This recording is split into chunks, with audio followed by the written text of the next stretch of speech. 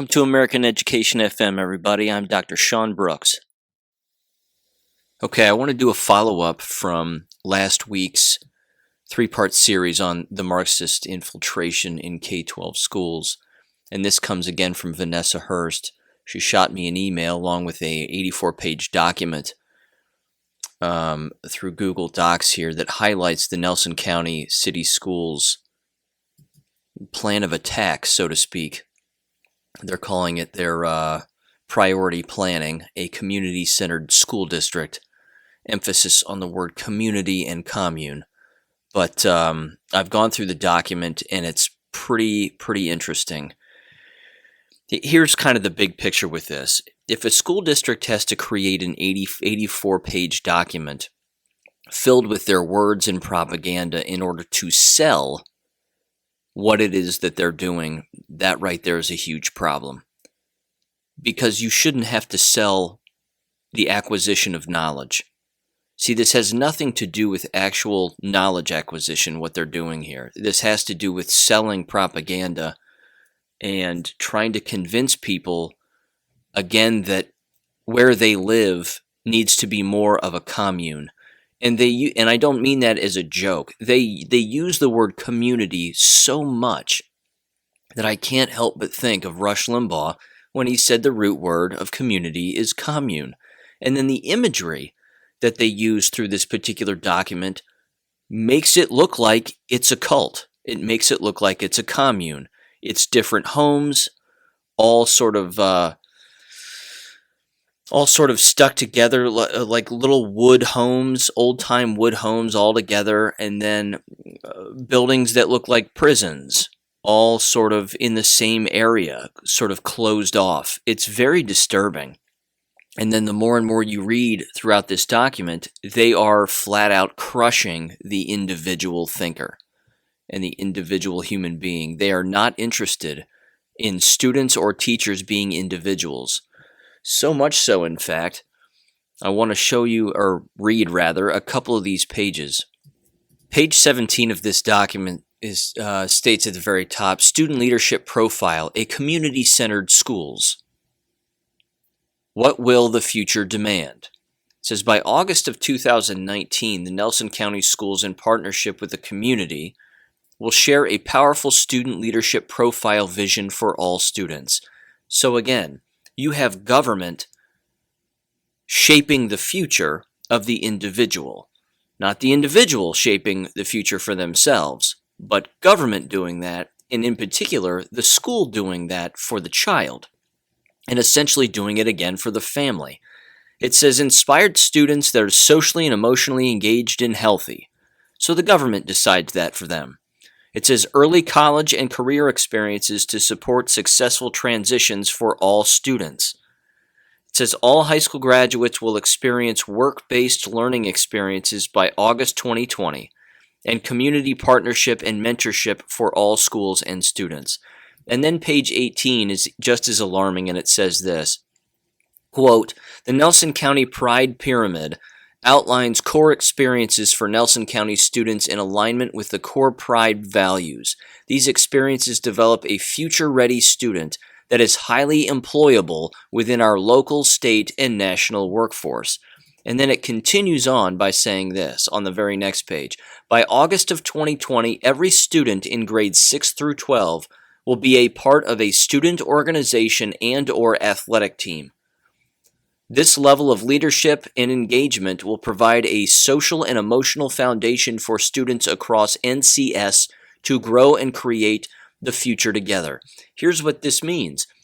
They're telling your children, if you're not a part of what we're doing, there's something wrong with you. That you'd better get on board with what we're doing. You'd better be surrounding yourself with lots of different kinds of people who all think exactly the same, and don't you dare think about being an individual, because if you do, there's something wrong with you. This is absolutely nuts. This is exactly what a commune does. Again, the only thing that's lacking here is the punch bowl, and everybody's lining up to get their Dixie cup filled up with punch. They don't know it's poison, but that's the only thing that seems to be lacking here. The other thing that I thought was interesting is that Vanessa Hurst said this, and this is incredible actually. She said, quote, A veteran teacher at our school pulled her older two kids out of the school last week, and her younger two will follow at the end of the year. And then she said another mom of four is planning on homeschooling next year. So you have teachers who actually teach in the district pulling their own children out of this school district. That is beyond telling as to what goes on within a school district when the employees themselves are basically saying, no, we're not doing this anymore, and I'm not going to even subject my own children to what's going on. It's amazing. I think that's fantastic. I mean, it's fantastic that the families are doing this. It's ridiculous that the school district itself doesn't seem to understand what they're actually peddling. But again, it should prove to everybody that they don't care. Here's the other interesting thing. On page 82 of this document, they talk about their financial stewardship, financial forces and trends. And it actually says this: a trend, 10% decrease in enrollment since 2008. And then their goal says increase enrollment by 10% or more by 2022. That's not going to happen. That isn't going to happen. I don't know of a single school district in America, public school districts such as this, that has had an increase in their enrollment since 2008. I don't know of one. I'm not saying that there aren't some, but a school district like this that's peddling this commune mentality of we're all in this together, we're all in this together, thank you, may I have another, thank you, may I have another. I mean, it's beyond wild. It's just wild. And their goals are completely ridiculous and totally unreachable. So, again, I think that in real time here, you're watching a perfect example of one small school district in one red county in Kentucky just eat themselves alive with their acronyms and their word usage and their community, we're all in this together. Everybody get on board. Follow along with me. Say what I say when I say it. This is not education. This is not reading, writing, and arithmetic. This is not learning the truth about the world that we live in. And I could go further, but I mean, they just fill it with propaganda images. Global this, global that. We live on a spinning ball. Globe. It's really bad. And you're not going to find, again, another picture in this entire 84-page document of an individual doing something. Everybody's all in groups. They're pushing the group mentality hard within this entire district and within this entire document here. So it really is sad. And if they were really a school, they would be focusing on literacy, and they would be focusing on comprehension and things of that nature, rather than make sure you're a part of a club, and oh, by the way, if you're not, we're going to cast you out of our commune because you're not doing what we want you to do. That's an unhealthy environment. But again, when you have teachers within their own school district or within their own schools, and they're pulling their own children out and homeschooling them or sending them to private schools, or they're doing their own online education at home that isn't associated with the district, that right there is very telling as to how dangerous a district like this can be. And again, I'm certain that they're not the only one. There's no way that they're the only school district in America that's doing this, that's pushing this communistic approach where everybody has to say the same words at the same time on the same day, and everybody has to be on the same page. Again, to come back to the very beginning of this, if you have to create an 84-page document that is intended to indoctrinate the employees first and then the surrounding community members second, or vice versa, you're creating something that won't last. And you're creating something that's remarkably dangerous. But again, they don't care. They're not interested in the truth, and they're not interested in teaching that to any of their students, because if they were, they would be leaving their teachers alone. And they would be letting their teachers teach their subject matter and just leave them alone. But that's not their goal. Their goal is money. Their goal is squeezing people for as much money as they can get, and then destroying education by increasing the amount of game playing and communizing that they can possibly do, which is absolutely horrible. But again, Parents and teachers are fighting back, and they're taking the control back within their own families. And that's exactly how you crush districts like this. Now, here's a second story that I wanted to bring up, and this got tossed to me on Gab by Make Deaf Great, at Make Deaf Great. This is an individual in Gahanna, Ohio, in that general area, which is east of Columbus. And it says this, and they, again, hit me up on Gab and sent this my way, and I went digging into it, and it's pretty interesting. This is an individual, this is an IT individual who has worked in the city for different groups within the city. And then they started to ask questions as to what was going on within their schools regarding their security system, among other administrative failures, even with their 911 system in Gahanna. And he's experienced nothing but retribution as a result of it. So it says this: Ohio top 6 trafficking in U.S. As Ohio IT Systems Administrator security camera surveillance has already been happening since March of 2018 in police and city halls, tapping into schools' camera network without parents' or school board's permission, tracking your kids using milestone camera systems. And it says, Deaf Ohio IT Systems Administrator shot, pepper sprayed, harassed, and attempted arrest by police department, informing School of Police City taping into camera systems, given cease and desist and no trespassing letters to prevent public from knowing.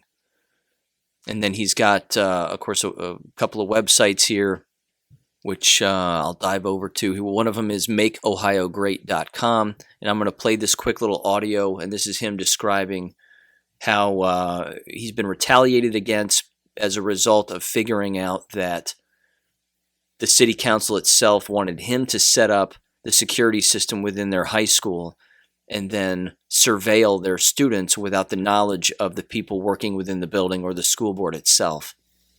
Brian Weaver, and this is my story.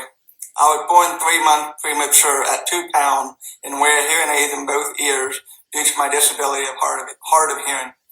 I am the former system administrator for the city of Gahanna, and I was terminated in retaliation for opposing City of Gahanna administration of misconduct, lack of accountability, and integrity issue that had been ongoing during my employment of 1 year, and possibly for the past decade, as I spoke to former employees with the average IT staff of 1 year due to ongoing issues. Other two, I observed the 911 police systems going down, and they were not able to send a mass missing child alert due to police administration lack of policy and neglect for the 911 dispatcher system.